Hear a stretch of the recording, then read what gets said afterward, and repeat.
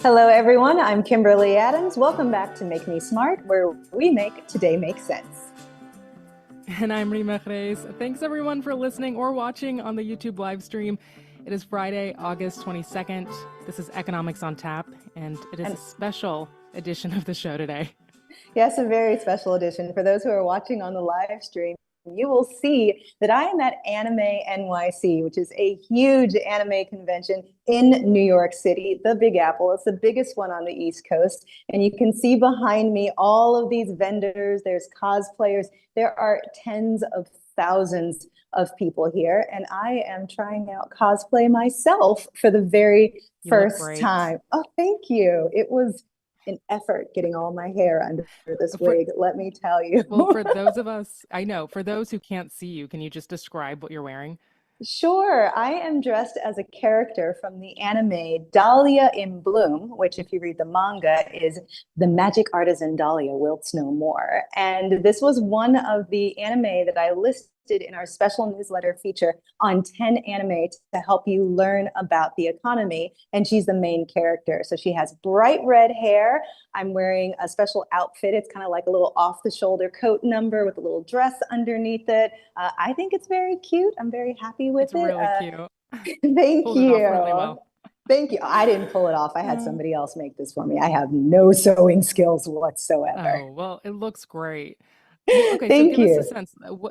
Well, before we do that, we got to talk drinks because even though I'm at the convention, God bless our intern Emma went running to help me get a cocktail in time. And so I have a sort of bootleg lychee martini. We got a lychee drink from one of the stalls, one of the vendors, and then some vodka from the bar. And so I've got my own little lychee martini. What are you drinking, Reema? I love that. I am drinking today a modern Mexican soda with a pineapple spice is how it's marketed. It's a Tepache company. And I don't know, it's my first time drinking this. It's pretty good. I went to the beach with some friends yesterday and we just grabbed a bunch of drinks and this is one of the leftover ones. And so, yeah, I'm enjoying it. I've had those before and they're really good. Yeah. Yeah, I can't see the YouTube live chat, but I know we got a lot to get through in the show. So let's actually skip because I want to tell you all about what's going on at the convention. Yeah, tell me what's going on. Okay, so I have seen, it's so much fun. Everybody is here having a great time. It's super inclusive. So you get to see all sorts of different kinds of people cosplaying and getting to try out things that they might not be able to do in their normal lives. Some of the costumes are super elaborate, like 6-7 feet wide, and others are, very simple, grabbed it from Amazon or whatever. Or some people just put on a wig and call it a day. But I've been asking people how much they're spending on their cosplay, and I've heard as little as $50. One person told me their cosplay cost about $6,000 if they didn't have it sponsored by a company. But everybody has told me that the tariffs have definitely increased the cost of their cosplay. That makes sense. Who else have you been able to talk to so far? So you talked to folks there. Have you been able to talk to any of the organizers of the event? Funny you should ask. I actually have one of the organizers of the event here with me. Come on over, Samson. This is Samson Rudkin, who is the Senior Marketing Manager of AnimeNYC. Say hi to everybody on the live stream. Hi. Hi from AnimeNYC specifically. Reema says hi, so does everyone in the chat. Tell us about some of the business elements of running an event like this. Yeah, so definitely this event comes together over the course of about a year, sometimes more. There are conversations that happen over multiple years to make things happen. And then in terms of the economic, impact and also generation of this show back in 2021 during really kind of the height of the pandemic and whatnot. When this show ran in 2021, it generated about $6.6 million in economic impact. Wow. And that was during COVID. That was during COVID. So one can only imagine what its economic impact is now. So really, really exciting, about 2,100 jobs in 2021. So again, those numbers can only increase now that we're at the largest AnimeNYC yet. So tell me about the size, vendors, people showing up. How many tickets did you sell? Yes, so we have over 140 140,000 fans, more than 140,000 fans who are coming over the course of the weekend. The different ticket types range from 4-day badges all the way to single-day badges. So it's a mix of those. And then in terms of, what is it, of like vendors and all that, we have way more than 1,000, which includes our Artist Alley vendors, who are more the independent creators, as well as the brick and mortar stores, and even the gaming vendors down in our gaming and community hall, who are a part of the Play NYC program. And they are indie developers, but what they do is they allow the fans to really interact with these games, sometimes for the first time, and get live feedback. So it's a really all immersive, interactive experience here at AnimeNYC. Well, thank you for sharing. Before I let you go, what's your favorite anime? My favorite anime, I would have to say, since we're talking anime that helps you learn things, is actually Cells at Work. Oh, right. We were talking about this earlier. This is such a fun anime, which is actually about how the human body works. And so I know that anime was made in development with like scientists and doctors, so it is accurate in terms of like the information that it does give.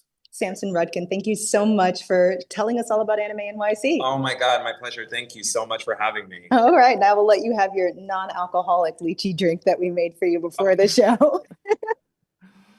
But you know, he mentioned the vendors, Reema, and I've been talking to lots of vendors, and some of them have been really hit by the impact of the tariffs. So if you're watching on the live stream, you can see my really fun anime themed nails, which I actually bought at Anime Expo last year. And I went and checked back into with the vendor who's here at AnimeNYC. And she said those same nails, she's had to increase the price by about $10 a set. And that even with that though, Reema, her profit margins are down 50% because of tariffs. 50. Wow. Yeah. It is absolutely wild. Yeah. Oh, yeah. AnimeNYC. What do you think? So you're there. Well, you're there tomorrow, right?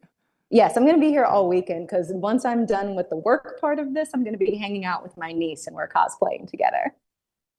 Oh, that's fun. Oh, all right. Well, that's enough from the convention itself. We got to take a break. I really wish I was there. I know, you have to come next year. Or maybe we can go to Anime Expo together or something, but maybe AnimeNYC. Come to the East Coast, Reema.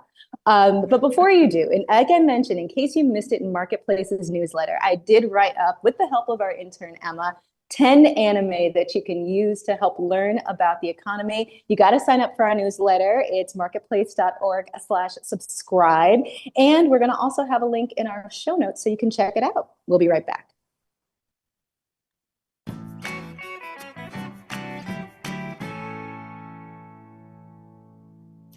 All right, it is time to play Half Full, Half Empty. Drew Jostad is here to host. Take it away, Drew. All right. First up this week, we have, are you half full or half empty on companies switching from merit-based salary increases to across-the-board flat raises? I heard that story. This was so fascinating, this idea that some companies actually are able to save money by giving across-the-board raises rather than kind of pick and choose. This person gets a 4% raise, this person gets no raise, and this, that, and the other. And I think it has a difference between sort of like white collar and blue collar workers. I'm trying to remember. Yeah, I forgot who the reporter who did this, but I think they featured Starbucks, which recently laid off over 1,000 corporate employees. And so they're moving its salaried staff from, like you said, from merit-based raises to flat 2% raise for everyone. And yeah, I guess like they're doing it in the name of like fairness and equity and whatever. But I think a lot of folks, the critics of merit raises feel like it actually kind of can reinforce inequities from what I understand, because it can create some competition instead of collaboration. And, you know, I think it's tough because I think the half full look on this is that like, yeah, flat raise can feel fair. Sure. Like everyone gets something and reduces the risk of bias. But then also on the other end, you have companies like, you know, they risk, I think, demotivating some of their workers who are maybe more ambitious or who want recognition tied to their contributions. And maybe it feels actually less fair. So are you half full or half empty? I think I'm leaning towards half empty because it is also a sign that companies, I think they know it's getting harder for workers to find jobs, and so, uh, which means it's. I think this. Now Which I'm means getting even if you memory of don't this like it, being you Kristen's can't. piece, which means Yeah. right.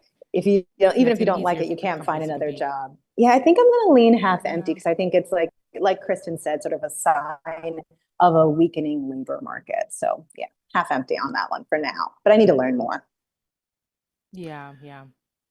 Next up, you can now buy used Hertz rental cars on Amazon Autos. Are you half full or half empty? Huh. I don't think I saw this story. I guess I don't see how it's any different than any of these other online platforms where you can buy used cars. I mean, you can buy your car from the vending machine, and so buying it on Amazon doesn't feel a whole lot different. I wonder if the same return policy works. Yeah. I mean, I guess, yeah, I'm leaning towards half full because presumably people have more access. Mm-hmm. Yeah. Yeah, I don't I'll know. lean Someone in the towards chat is half saying, full. Oh, go ahead. What did they say in the chat? I'm just reading the chat. Someone says all empty rental cars are often crap. Okay. Half full for access. Okay. Uh, Half full. I have friends who've bought used cars from Hertz, so maybe this makes it easier. I Yeah. think actually I know the very first car that I ever drove was a Ford Explorer that my dad bought used from a rental car company, and I didn't take the best care of it, but it certainly got me through college. And I don't have like particularly negative feelings about buying used cars from rental companies, and this feels like access. So I'm going to go with half full. Right. That's where I'm leaning. Yeah. Okay. I'm half full too. Next What's the up, next one, Drew? are you half full or half empty on brands and CEOs increasingly ditching public apologies? So I once had somebody tell me, never apologize in writing, ever. Always apologize in person, verbally, never put it in writing because that equals liability.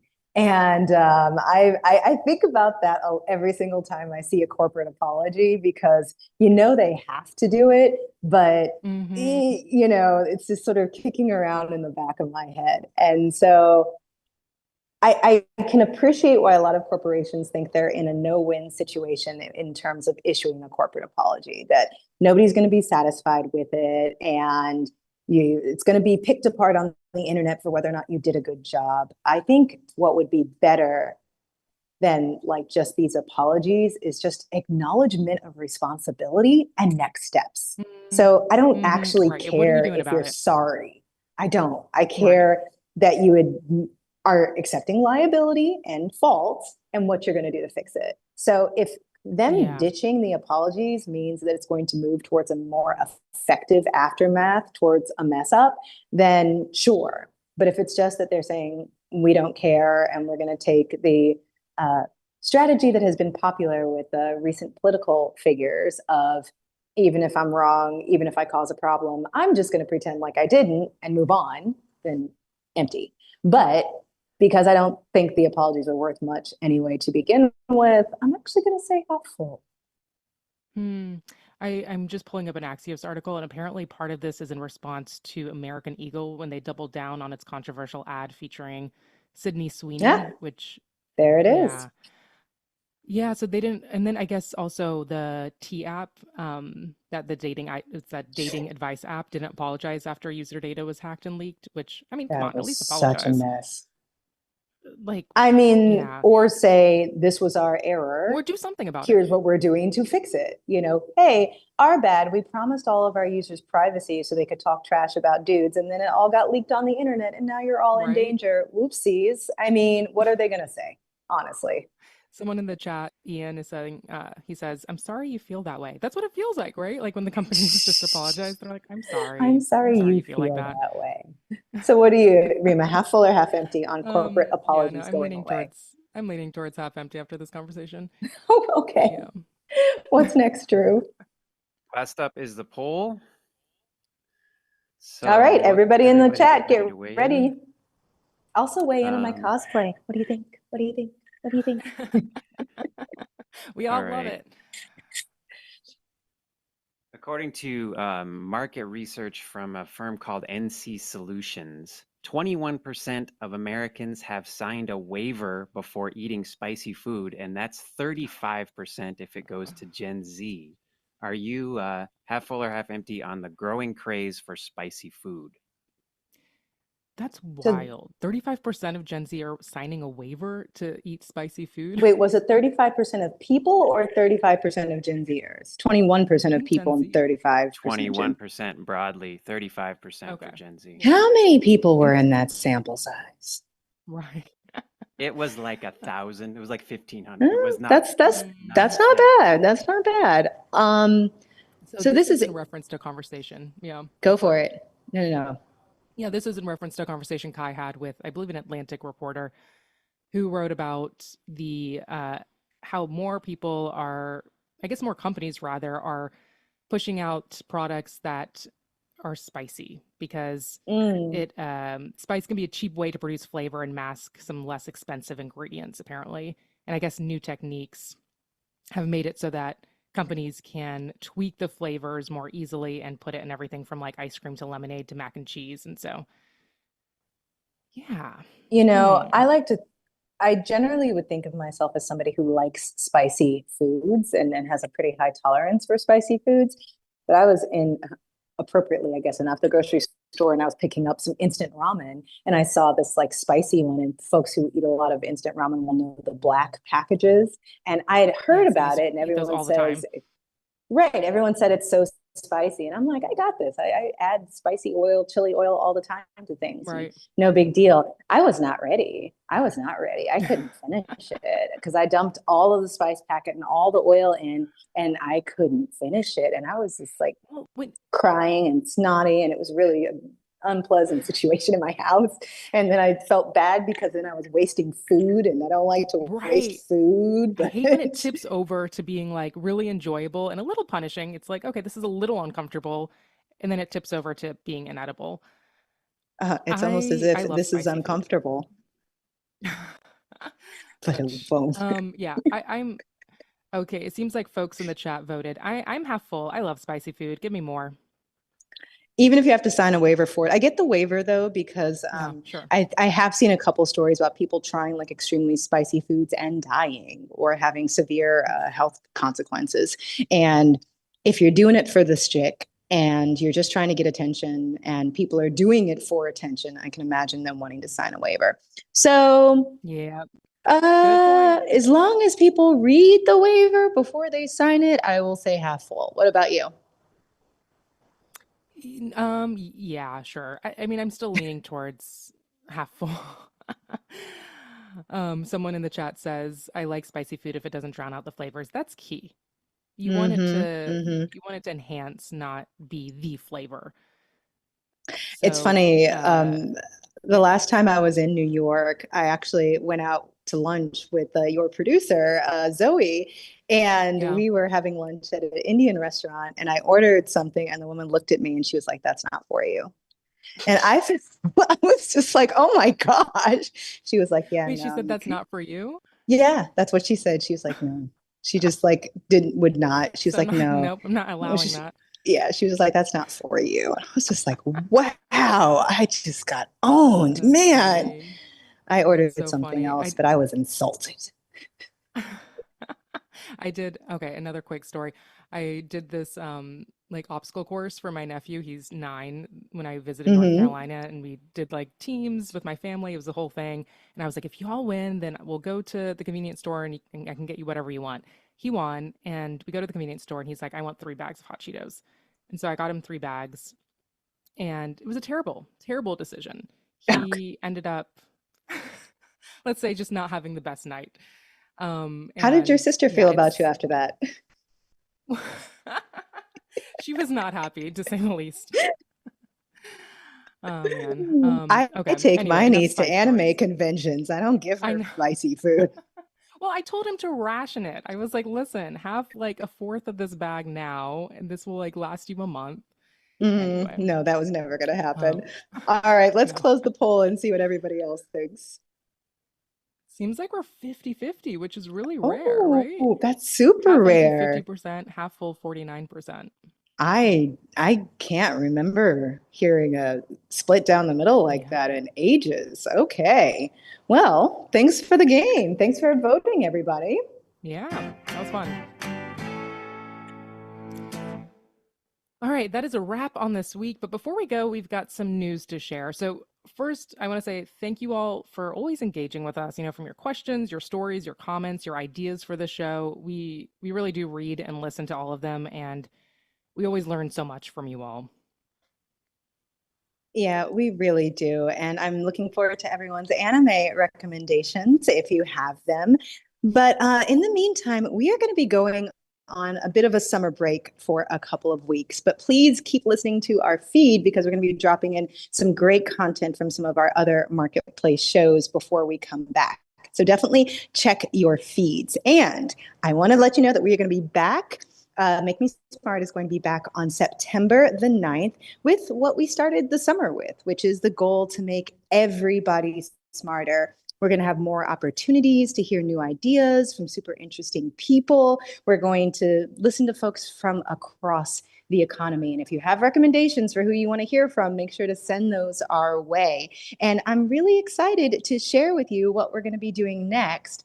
And finally, of course, a big shout out and a thank you to the amazing Reema craze for co-hosting with me this summer. You have been absolutely amazing and brought such interesting stories and context to some of these wild stories that we had to cover together this summer. Oh my gosh.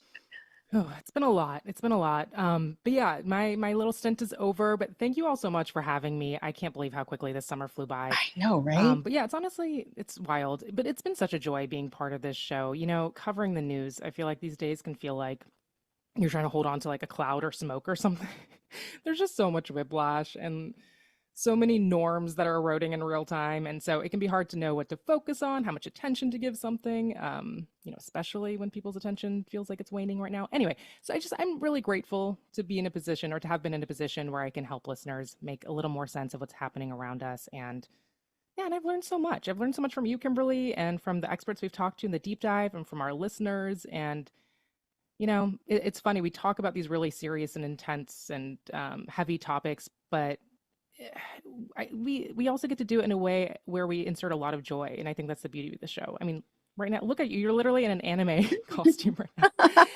And so having very serious conversations while dressed as a cartoon character. Let's do it. It's so fun. Yeah. So thank you all so much for letting me join this summer. And well, I am not leaving Marketplace. Yeah, exactly. That's important to say, especially in this media environment.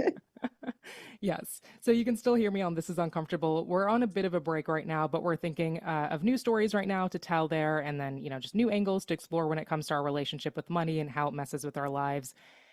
And, I'll just take a second to plug that we came out with a new ebook recently that pulls together some of the best advice. Yeah, some of the best advice we've gotten over the years about mixing money and relationships, including this like step-by-step guide from financial therapists about working through hard conversations before they turn into fights. So yeah, just wanted to plug that. You can find that at marketplace.org/relationships. And and I'll still be around. But for a proper Make Me Smart send-off, we have to get you to answer the Make Me Smart question, Reema. So what is something you thought you knew, but later found out you were wrong about? Yes. Okay, I think something I thought I knew in my 20s before. So I've been at Marketplace now almost for 10 years. And before I joined, I really felt like the biggest barrier to financial freedom was knowledge. I was like, okay, if you just know how to budget, you know how to save, you know how to invest, then you'll get closer to financial security and freedom. And of course, there are the structural barriers, but beyond that are very, very important. But beyond that, I didn't realize, or rather I underestimated the role of psychology and how that shapes our relationship with money and the beliefs we inherit from our families and our communities and the biases we carry and the emotions tied up in spending or saving. All of those things, I did not realize how big those forces can be when figuring out our relationship with money. And honestly, it's like anything, right? We all know that we should be, I don't know, drinking water and moving our bodies, but that doesn't necessarily mean we can get through the mental barriers in order to do those things. So I didn't realize how much intentionality and effort it takes to work through all of those mental patterns. And especially when yeah. the economy doesn't and the society doesn't necessarily set you up for success in that regard, right? Yeah, exactly. I mean, yeah, when you're in an economy where the wages don't keep up with the costs and you're burdened with student debt and the price of housing and healthcare, et cetera. So yeah, there's the structural element and then the psychological element and then the actual financial knowledge. And it's a lot. It's a lot to be able to have a secure relationship with money. And even after all these years of hosting this show, I'm still working through it, to be honest. You know, it's Me too, honestly. And I've been a financial yeah. journalist for years, I won't say. Well, thank you so much, Reema, for sharing that. And thank you to everybody for tuning in today. We're going to see you again on September the 9th. So until then, please keep sending us your comments, your questions, your ideas for the show. Leave us a voicemail at 508-UB-SMART. Also, of course, you can send us an email at makemesmart@marketplace.org.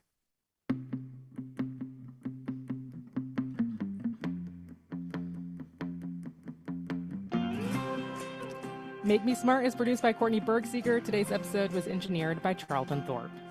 The team behind the YouTube live stream and not responsible for any of the glitches is Emily McCune and Antoinette Brock. Daisy Palacios is our supervising senior producer. Nancy Fargali is executive producer of Marketplace Shows. And Joanne Griffith is our chief content officer. Oh, man. You're going to have so much fun this weekend. So much fun. I'm already having fun. It's been a blast.